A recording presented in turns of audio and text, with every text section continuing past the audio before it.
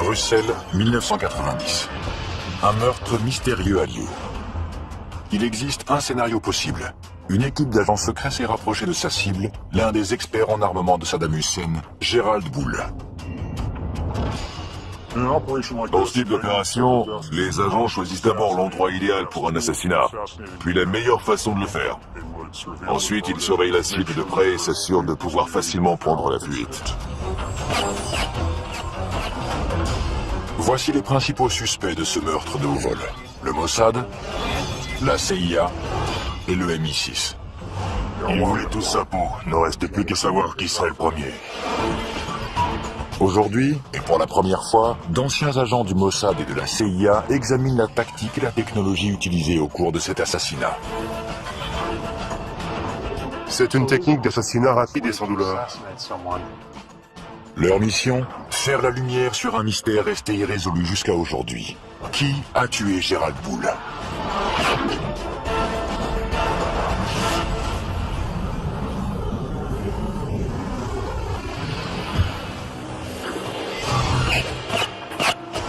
Un scientifique véreux, expert en armement, est abattu froidement. Les assassins disparaissent sans laisser de traces.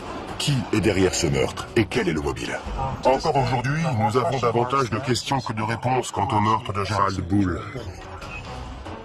20 ans après les faits, une équipe d'ex-agents secrets israéliens et américains sort de l'ombre pour analyser ce crime et nous révéler un univers inconnu.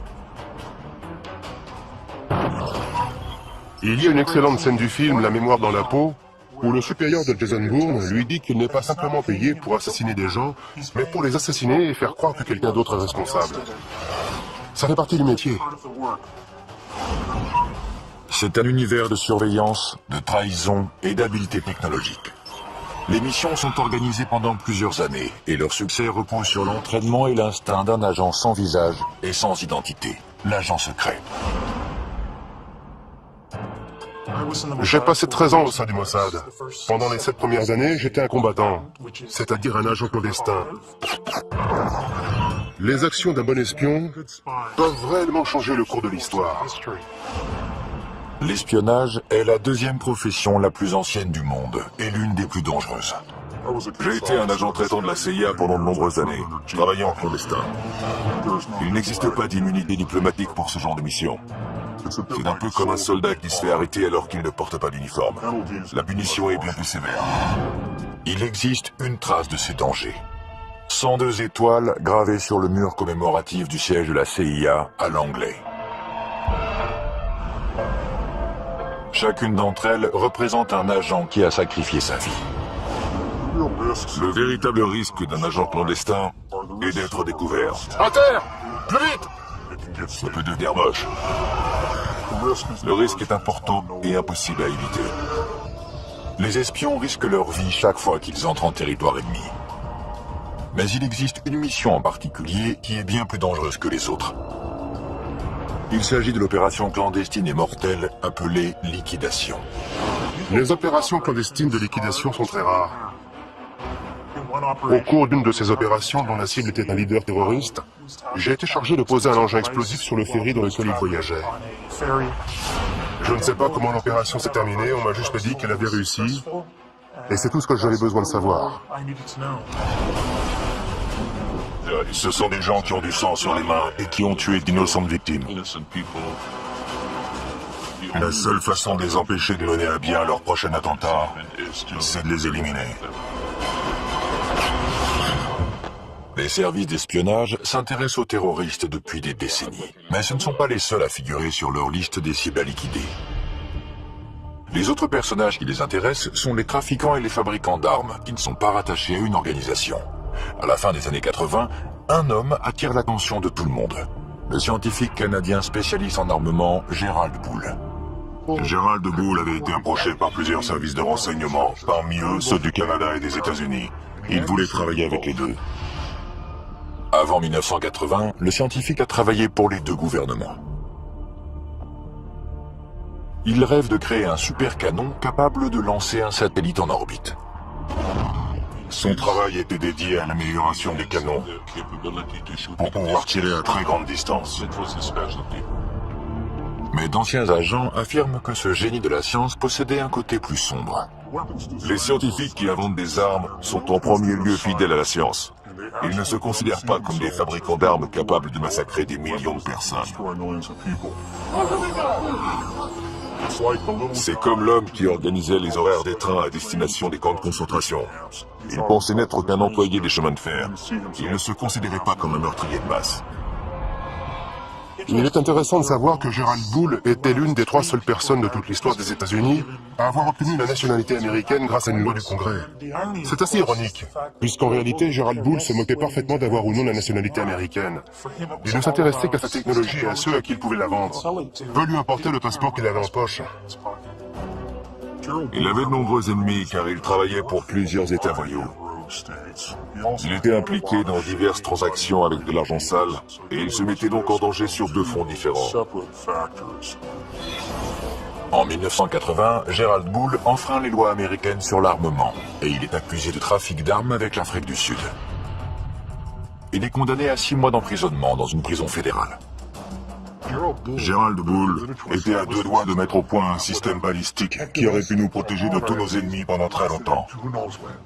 Je ne sais pas ce qui s'est passé quand il a rompu avec la CIA, mais à l'époque, c'était une star. Quand Bull ressort de prison, il n'a plus de patrie. Il projette de construire son super canon et de le vendre au plus offrant. Il a de nombreux clients potentiels. La Chine, l'Iran et un peu plus tard, l'Irak.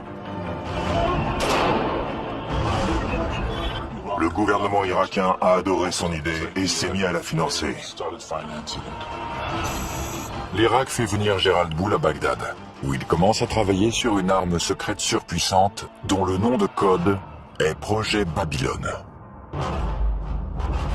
Le projet Babylone était un canon gigantesque et très puissant, capable de lancer un obus de la taille d'une voiture à une distance d'environ 1000 km. Si le rêve de Gerald Bull devient réalité, Saddam Hussein gagnera une arme capable de semer le chaos au Moyen-Orient. Bien évidemment, un tel projet ne passe pas inaperçu des services secrets du monde entier.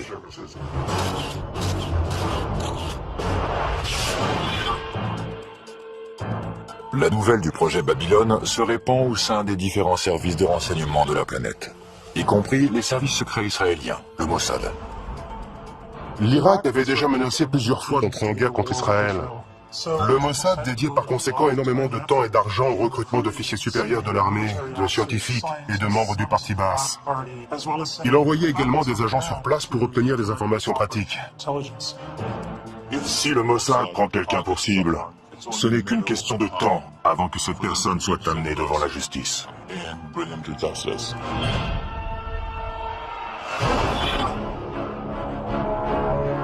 En Irak, Gerald Bull est très bien protégé. Chaque jour, l'étape finale de la construction de son super canon se rapproche.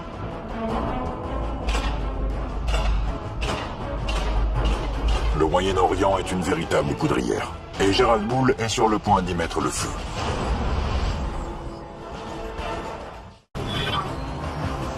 Irak, 1989. Le scientifique Gerald Bull, spécialiste en armement, travaille d'arrache-pied à son chef-d'œuvre, un super canon de 156 mètres de long, capable de semer le chaos au Moyen-Orient. Il s'est mis à travailler au service de Saddam Hussein, qui a déjà plusieurs armes de destruction massive et qui finance la fabrication de son canon. Cette arme aurait fourni une meilleure précision aux munitions. Bull était en train de rendre l'armée irakienne plus puissante. Nous ne disposions que de très peu de renseignements sur l'avancée des travaux sur ce super canon. Nous n'avions pas les agents nécessaires sur place. Cependant, il semble que le développement de la nouvelle arme de Gerald Bull soit surveillé de près par le Mossad, le service de renseignement israélien. Les informations recueillies par le Mossad concernant ce projet venaient de sources diverses. Certains renseignements étaient d'origine humaine et venaient de personnes haut placées dans le régime irakien qui avaient été recrutés et fournissaient des informations à des agents traitants du Mossad. Ce n'est plus le cas aujourd'hui avec les terroristes actuels, mais à l'époque, les Irakiens étaient encore sensibles aux méthodes de recrutement traditionnelles qui sont utilisées depuis que l'espionnage existe. Le ROHUM, ou le renseignement d'origine humaine, est l'art de recueillir des informations par le biais d'entretiens, d'interrogatoires, de corruption et de chantage. Si vous révélez des informations secrètes, nous mettons ces informations sous surveillance et en échange, vous recevez une somme d'argent considérable, à la condition que vous fournissiez un produit de grande valeur. Pour les agents clandestins en Irak, le prix à payer peut être très élevé. Lorsque les agents du Mossad opèrent au sein des pays cibles, ils prennent le risque d'être torturés, exécutés ou emprisonnés. Il est très peu probable qu'ils revoient la lumière du jour une fois découverts. Le pire cauchemar des espions, c'est un séjour dans la chambre des horreurs, où l'on procède à l'arrachage des ongles. Il faut éviter cet endroit à tout prix. Car c'est là qu'on vous arrache les ongles. Vous êtes complètement épuisé et on vous attaque de toutes les façons. Vous subissez une torture psychologique. On essaie de vous humilier et surtout de vous faire craquer. Mais bien sûr, certains d'entre nous possèdent une force qui leur permet de résister. Pour éviter la chambre des horreurs, un espion doit toujours avoir des yeux derrière la tête, même s'il ne quitte jamais sa cible du regard. Lorsqu'on met en place une opération de surveillance, il ne faut jamais oublier que l'ennemi va utiliser des techniques de contre-surveillance. Prendre des photos d'un sujet est un acte agressif qui éveille les soupçons. Une grande partie de notre information est dédiée à la photographie clandestine. Et c'est l'un des éléments essentiels du métier que tout espion se doit de maîtriser.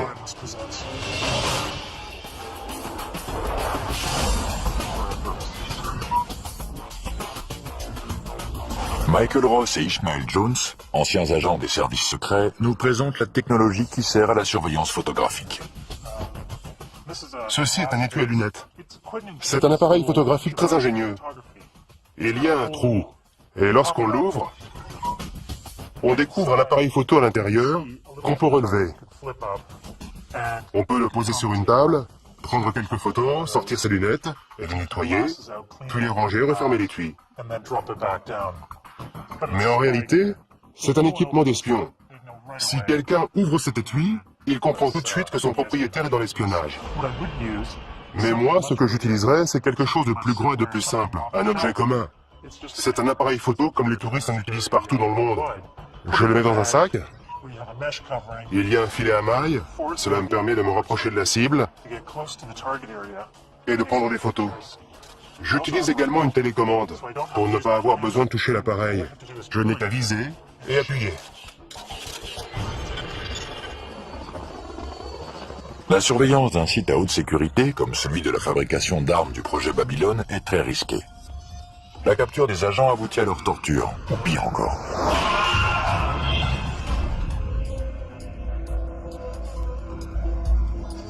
Il ne faut pas qu'on puisse nous repérer en train de prendre des photos depuis un véhicule.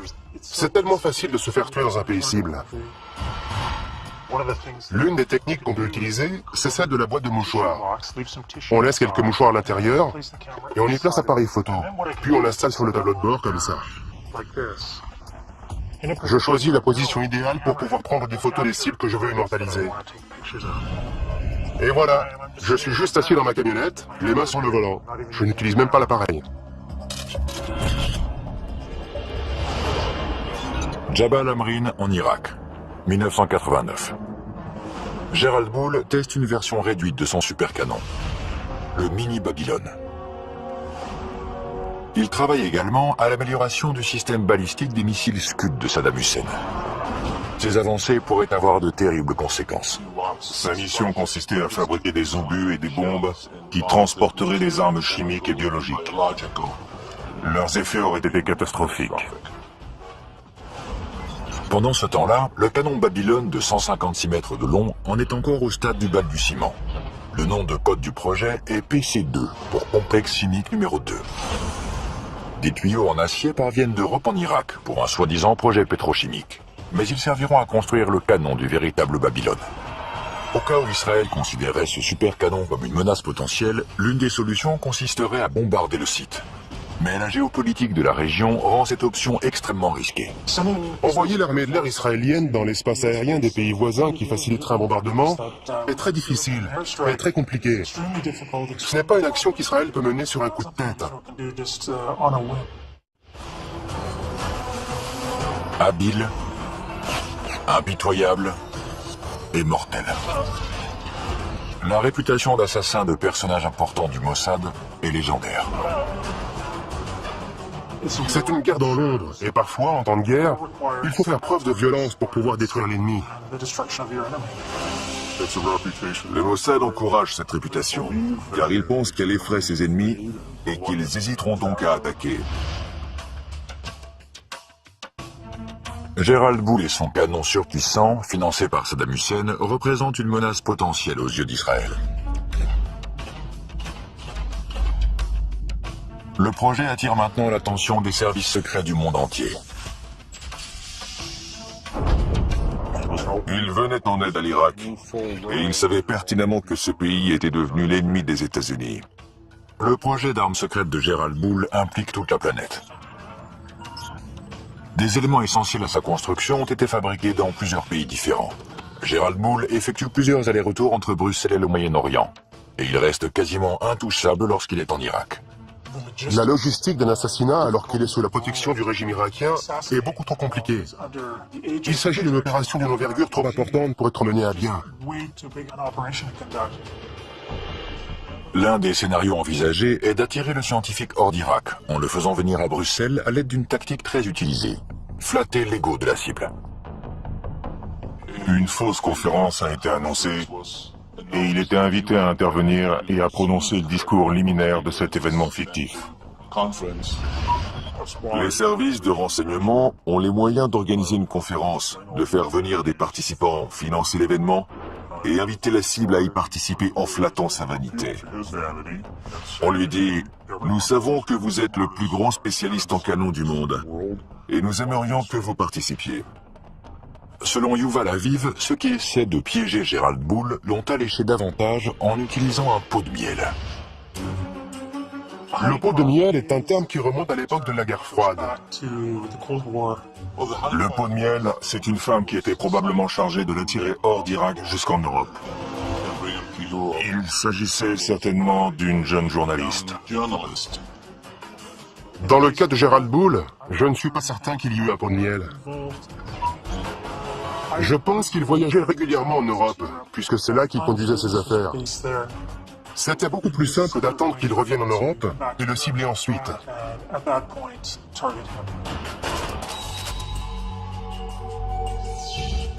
Que ce soit pour assister à une conférence fictive, pour retrouver une femme séduisante ou tout simplement pour gérer ses affaires, Gérald Boul rentre chez lui à Bruxelles. Selon certaines sources belges, il n'est pas seul. Un ou plusieurs services de renseignement maintiennent une surveillance constante.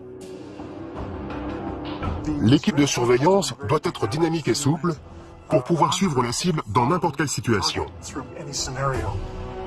Le plus important, c'est d'être capable de découvrir où le sujet habite, quelles sont ses habitudes et quels endroits il fréquente.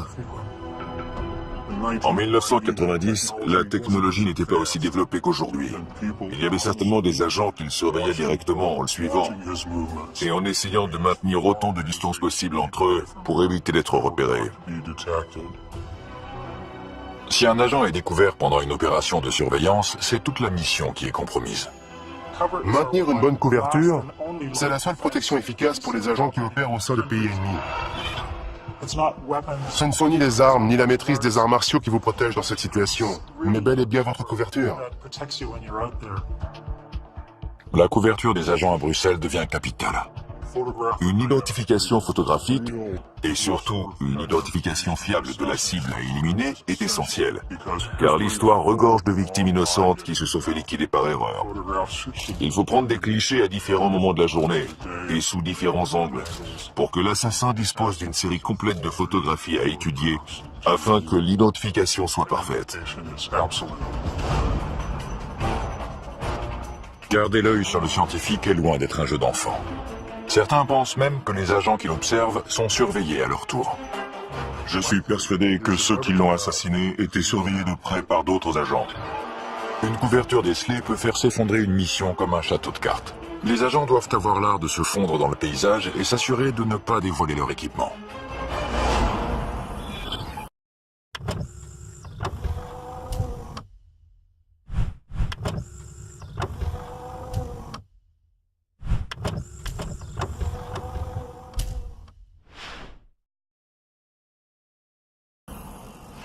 Celui-ci peut se transformer en... Michael Ross, ancien agent du Mossad, et Ishmael Jones, ancien agent de la CIA, nous expliquent les dangers de l'utilisation de matériel d'espionnage. Que se passe-t-il si vous êtes découvert avec cet équipement? Si vous avez en votre possession ce type de matériel pendant un interrogatoire, on vous envoie immédiatement à la chambre des horreurs. C'est la preuve que vous êtes un espion. Si vous utilisez ce type d'objet, c'est que votre quartier général vous a confié une mission d'espionnage et les raisons pour lesquelles vous pourriez avoir besoin d'un tel équipement sont plus qu'évidentes. C'est ça qui me plaît dans cet objet. Il est ce qu'il est. Il n'est pas camouflé. Il ne reste plus qu'à sortir l'antenne, relever les sécurités, et une fois la lumière allumée, si j'appuie sur ce bouton, Boum. quelque chose va exploser quelque part. D'un autre côté, il existe ces appareils de communication qui sont très intéressants et de très bonne qualité. Si on ouvre cet étui à cigarette, on découvre l'appareil qui permet de communiquer. C'est formidable. Plusieurs de ces objets servent à communiquer. Ceci est en réalité l'ancêtre du téléphone portable. Ce côté devient un micro, une fois retourné et mis en contact avec l'intérieur. On sort l'antenne et on peut communiquer. Mais le problème, comme souvent, c'est que même refermé, on peut voir que ce n'est pas un simple stylo, mais qu'il s'agit d'un appareil de communication. J'imagine déjà les interrogateurs en train de démonter. Ouais. Et de disposer toutes les pièces sur une table. La première chose qu'ils font une fois qu'ils vous ont attaché à une chaise, c'est de fouiller tous vos vêtements et vos affaires et de démonter tout ce qu'ils trouvent. On peut inventer des cachettes très ingénieuses, mais ils les découvrent toujours très rapidement. Règle numéro 1 de l'espionnage, ne pas être pris. Règle numéro 2, le moindre petit détail peut signer votre arrêt de mort. La préparation des agents du Mossad est un rituel consistant à passer soigneusement en revue chaque objet, chaque vêtement et chaque accessoire qu'ils vont emmener. On peut monter une opération gigantesque, mais si un de nos vêtements porte une étiquette fabriquée en Israël, tout s'effondre comme un château de cartes.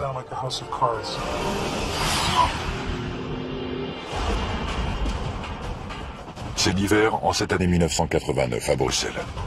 Cachée quelque part dans la ville, une équipe d'agents secrets met probablement au point un plan pour éliminer leur cible. L'étau se resserre autour de Gérald Bull. Mars 1990. Gérald Bull est de retour à Bruxelles. Il est probablement suivi. Pourquoi ? À cause du programme de développement de missiles de Saddam Hussein et d'un super canon top secret dont le nom de code est Projet Babylone. Il s'agit d'une arme dont la portée devrait atteindre 1000 km. Le rayon qu'il traçait depuis Bagdad couvrait la totalité du Moyen-Orient. C'était l'arme et l'engin balistique les plus incroyables qui aient jamais existé. À quelques mois de l'invasion du Koweït, la machine de guerre irakienne se met en marche. La version miniature du super canon de Gérald Bull, le mini Babylone, a déjà été testée. À ce moment-là, tous les services de renseignement du monde sont au courant de ce qui se passe et le surveillent de très près. L'un des partis qui souhaite ardemment qu'Hussein n'ait jamais ce canon sont les Iraniens. En plus des Iraniens, le Mossad est de la partie. La CIA également, puisqu'elle sait exactement de quoi Gérald Bull est capable. Il a travaillé pour eux auparavant.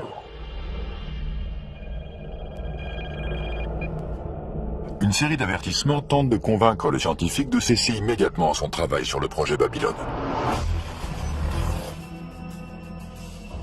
Gérald Bull pense que des cambrioleurs se sont introduits plusieurs fois chez lui. Ces cambriolages envoient un message très clair. Laissez tomber le projet Babylone, sinon... Un autre scénario possible est une tentative audacieuse de la part des agents secrets pour garder un œil sur les communications de Gérald Bull, en utilisant le ROM, ou renseignement d'origine électromagnétique. Il s'agit de l'interception de tout type de communication utilisant les ondes. Les conversations téléphoniques, les fax ou les téléx. En résumé, tout ce qui peut être envoyé électroniquement est la cible du ROM. La CIA utilise depuis très longtemps ce type d'opération technique, qui consiste à installer des micros, des dispositifs d'écoute et de surveillance d'appels téléphoniques.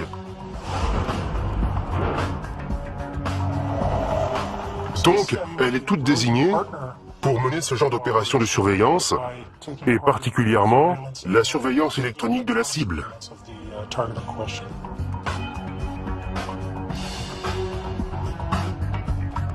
L'écoute électronique est une compétence qui s'acquiert après des années de formation.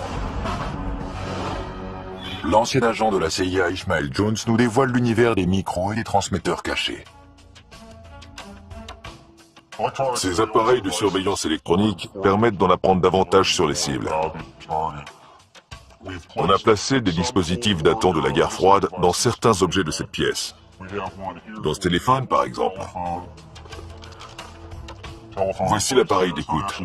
Il n'espionne pas la ligne téléphonique, mais écoute les bruits de la pièce en général, et bien entendu les conversations téléphoniques également. En voici un autre installé sous le siège d'une chaise de bureau standard. Cette partie doit ensuite être recouverte de bois ou de tissu pour ne plus être visible.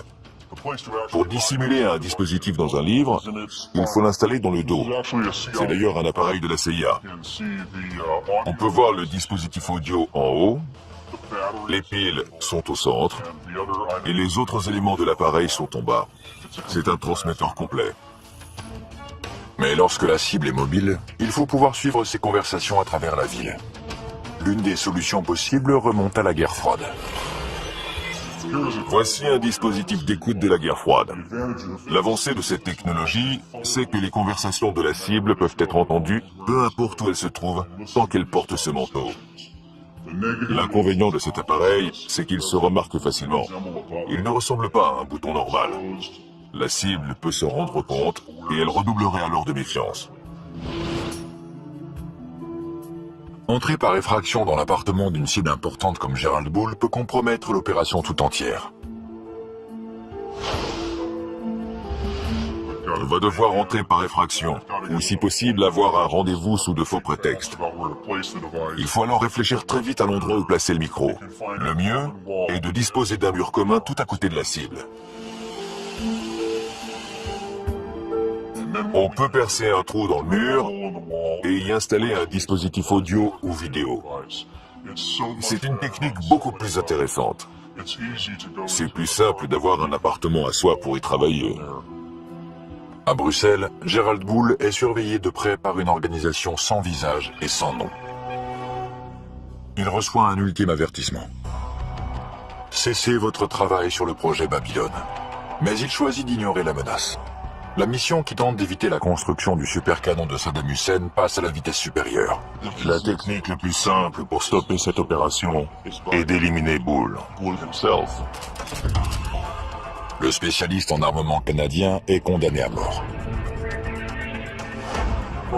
Bruxelles est un endroit idéal pour liquider un homme comme Gerald Bull.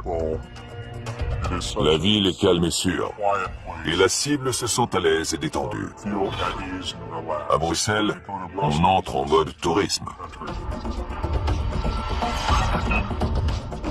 Le scientifique pense que des cambrioleurs se sont introduits dans son appartement plusieurs fois, mais sans emporter d'objets de valeur. Il reçoit un ultime avertissement. Il doit cesser son travail sur le projet Babylone. De nombreux ennemis peuvent avoir été les auteurs de cette menace. Encore aujourd'hui, personne ne sait qui l'a appelé. La menace peut venir de différentes sources, y compris le Mossad ou l'Iran. D'après moi, les Iraniens pourraient très bien avoir assassiné Bull. Ils auraient pu le faire. Ils en avaient les moyens. Tous les plus grands services de renseignement sont capables de mener à bien une telle opération. Et ils l'ont déjà fait par le passé. La CIA, l'ancien KGB, aujourd'hui SVR, le MI6.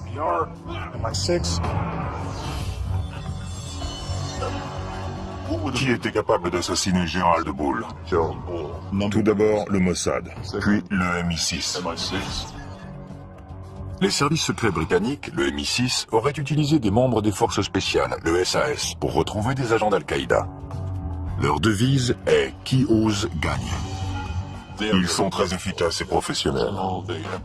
Ils utilisent certaines des techniques et certains équipements que les Israéliens et le KGB emploient. Ils font sans aucun doute partie des meilleurs. Le Mossad possède sa propre branche de liquidation, le Kidon. Le mot Kidon peut signifier, selon le contexte, javelot ou baïonnette. C'est une sous-division du Mossad chargée de la surveillance de cibles terroristes et d'opérations clandestines d'assassinat. Si ça s'avère nécessaire. Si le Kidon est après vous, ils vont vous avoir. Il n'y a aucun endroit sur Terre où leur échapper. Vos jours sont comptés.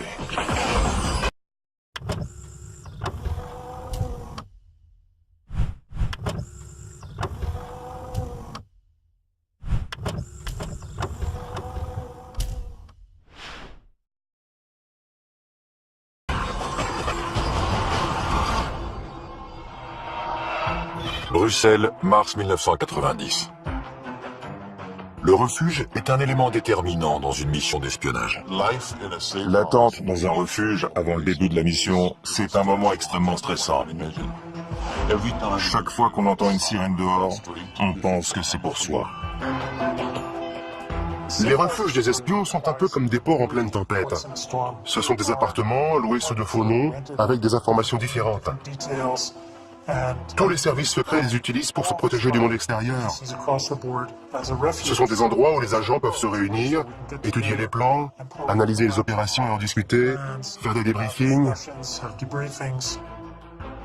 Au cours des heures qui précèdent une mission, l'équipe examine chaque détail de l'opération. La tactique peut varier, mais une équipe de liquidation standard est composée de plusieurs agents.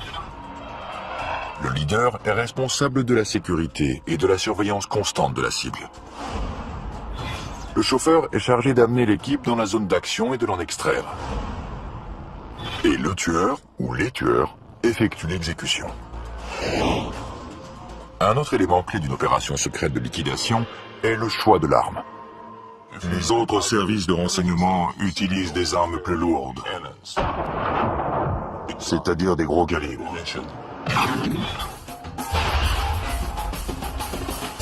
Mais le Mossad a décidé que la précision est prioritaire.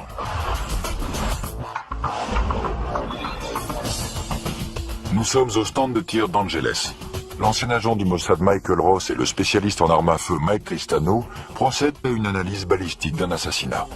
La première marque est celle du tir du 9 mm. Elle a traversé le gel de part en part. Ce type d'arme laisse de sacrés dégâts, sans parler de risquer de tuer un passant innocent qui se tient derrière. Le gel balistique a la même densité que les tissus musculaires humains semi-tendus. Il permet de fixer l'empreinte balistique d'une arme. Le calibre 22 est plus intéressant, car il fait ce qu'un assassin veut, c'est-à-dire pénétrer, pas trop profondément, et exercer toute son énergie dans le corps, le crâne, ou n'importe quel autre endroit atteint. Son énergie n'est pas projetée vers l'extérieur en laissant d'énormes dégâts, quelque chose de très visible. Lorsqu'il s'agit de liquider une cible, il vaut mieux choisir la discrétion.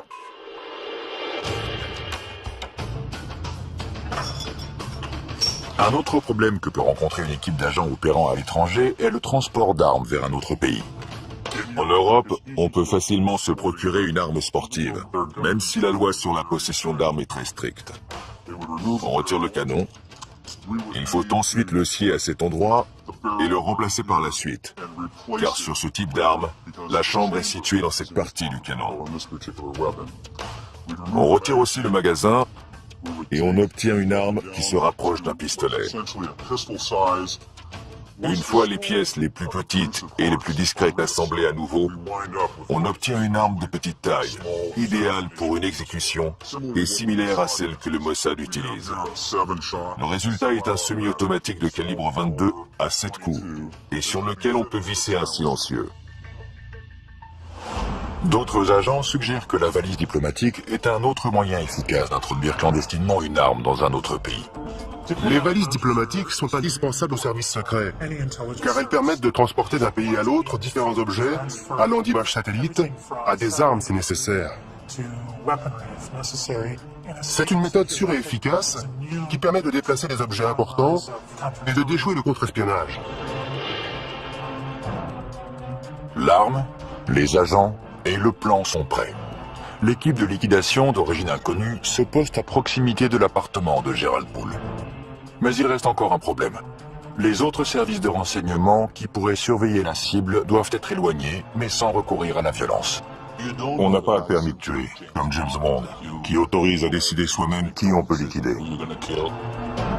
On est uniquement autorisé à éliminer la cible identifiée au cours de la mission. Impossible d'ajouter quelqu'un d'autre à la liste. On ne peut pas tuer n'importe qui. Hors de question.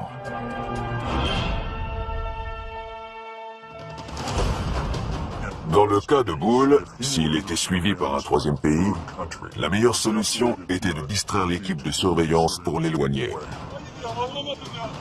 Au cours d'une opération clandestine de liquidation, l'équipe peut utiliser un appât pour créer une distraction.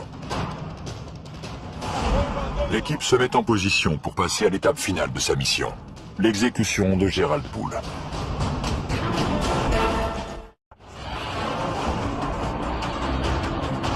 À la veille de la guerre du Golfe, Saddam Hussein a rassemblé un arsenal d'armes de longue portée.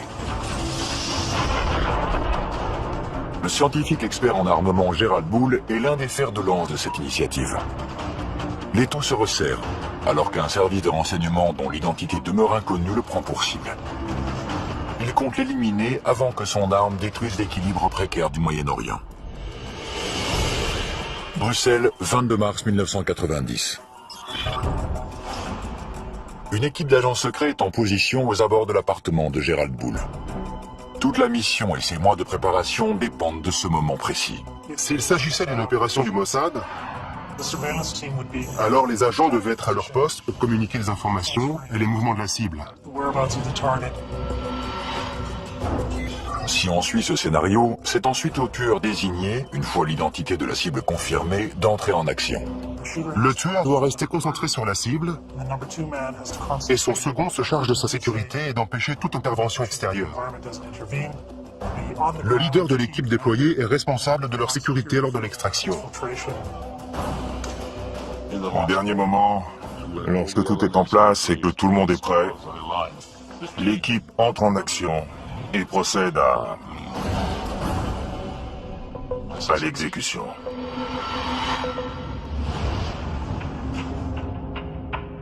Le niveau de stress est élevé, bien évidemment. On entend le bruit d'une clé qu'on glisse dans la serrure, puis la porte qui s'ouvre, et on prie pour que ce soit notre cible et non quelqu'un d'autre. Puis la cible se trouve juste devant nous, et c'est là qu'il faut vous en occuper. Et avant que la cible meure, on s'assure qu'elle sait pourquoi on est là. On lui pose la question, vous savez pourquoi je suis là? Et on peut voir sa peur sur son visage, car elle sait pourquoi on est là.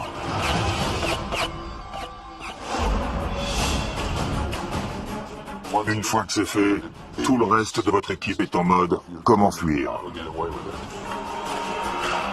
Comment sortir de toute cette zone sans être vu et disparaître? Le leader emboîte le pas du tueur alors qu'il se dirige vers un véhicule pour s'enfuir.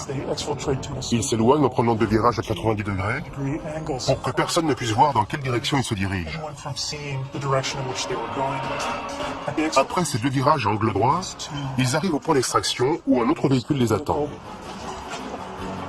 L'équipe s'éloigne pour disparaître à tout jamais. Il n'y a aucun témoin. Gerald Poole a été abattu de plusieurs balles. Et personne n'a rien entendu. Le tueur a utilisé un modérateur de son, plus communément appelé silencieux. Il s'agit d'un dispositif essentiel à une liquidation rapprochée. De retour au stand de tir d'Angeles, Michael Ross et l'expert en armes à feu Mike Tristano nous exposent la science du silence. Voici un 9 mm non muni d'un silencieux.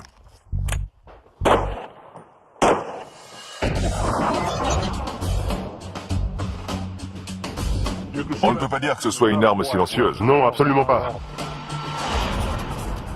L'arme de prédilection du Mossad pour les exécutions est un pistolet de calibre 22 équipé d'un silencieux. Le principe d'un modérateur ou silencieux est assez simple. On le place sur la bouche du canon d'une arme à feu. Le mécanisme interne est une série de rondelles qui piègent les gaz libérés lors d'un tir. Le bruit est émis lorsque le percuteur heurte la balle, qui est ainsi projetée hors du canon. Si on parvient à étouffer ce bruit, à dissiper ces gaz avant que la balle ne sorte du canon, le tir devient très silencieux. Un silencieux peut réduire le niveau sonore d'un coup de feu de 30 décibels. Un autre avantage du silencieux est qu'il améliore la précision du tir. Le canon est rallongé, le tir est donc un peu plus précis. C'est le même principe qu'avec un fusil. Il est plus précis parce que le canon est plus long. Comme vous le voyez, les impacts sont relativement groupés. Je crois qu'on peut dire qu'il est mort. Grâce à leur technologie et à leur habileté, les assassins de Gerald Bull ont pu s'échapper sans être repérés. Mais le mystère reste entier. Qui a appuyé sur la détente? La probabilité qu'un service de renseignement étranger soit responsable de l'assassinat est grande. Le premier qui vient à l'esprit est le Mossad. Il est bien connu que le Mossad procède à des liquidations. Il existe une autre possibilité. Le tueur est peut-être un agent d'un autre service secret travaillant en collaboration avec le Mossad. La seule organisation qui pourrait collaborer avec le Mossad est le MI6 britannique. Le Mossad n'a jamais collaboré avec d'autres services par peur que l'autre organisation ne soit pas à la hauteur, qu'il y ait trop de paperasserie et que toute la mission soit ralentie. Mais ils ont collaboré à de nombreuses reprises avec le MI6. Et avec succès. De nombreux spécialistes sont persuadés que les responsables sont des agents du Mossad. Mais le résultat des analyses balistiques ne correspond pas à leur mode opératoire. Un pistolet calibre 22 avec silencieux. L'élément intéressant dans cette affaire est que Gerald Bull a été assassiné avec une arme de gros calibre. La scène a donc dû être très sanglante et je pense que cela indique que le tueur n'était pas un professionnel. Mais il existe bien entendu la possibilité que les tueurs aient choisi de faire croire que quelqu'un d'autre, nettement moins professionnel, était responsable du meurtre. Un troisième scénario pointe du doigt une autre organisation qui aurait été postée devant l'appartement de Gerald Bull avant l'assassinat.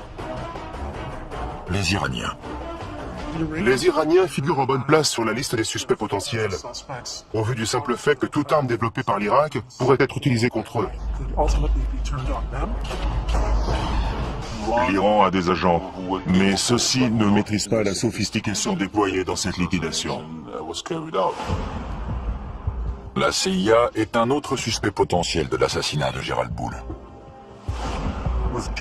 Gerald Bull constituait une menace suprême.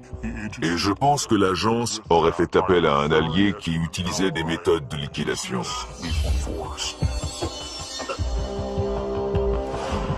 Je ne pense pas que la CIA puisse être impliquée dans un assassinat. Mais il est possible que l'un de ses responsables ait mentionné que Gerald Bull était un problème et qu'il faudrait qu'il soit éliminé. Parfois, ce qui favorise l'action est de se taire alors qu'on sait ce qui se passe. L'univers de l'espionnage est souvent comparé à un palais des glaces. La réalité n'est jamais vraiment ce qu'elle semble être. Le mystère qui entoure la mort de Gerald Bull reste entier. L'identité de l'assassin reste inconnue. Est-ce que certains services de renseignement étaient au courant de l'exécution? Et si oui, combien? Une seule chose reste certaine. Quelqu'un a violemment mis un terme à la vie de ce brillant scientifique. L'enquête sur la mort de Gerald Bull n'a pas été très approfondie. Il semble y avoir davantage de pays satisfaits par sa disparition que de nations qui s'inquiètent du fait qu'il ait été assassiné à Bruxelles. L'exécution de Gerald Bull a été un grand succès, car lorsqu'il est mort, le projet du canon est mort avec lui. Peu importe qui l'a tué, tous les services secrets sont complices, car tous voulaient sa mort.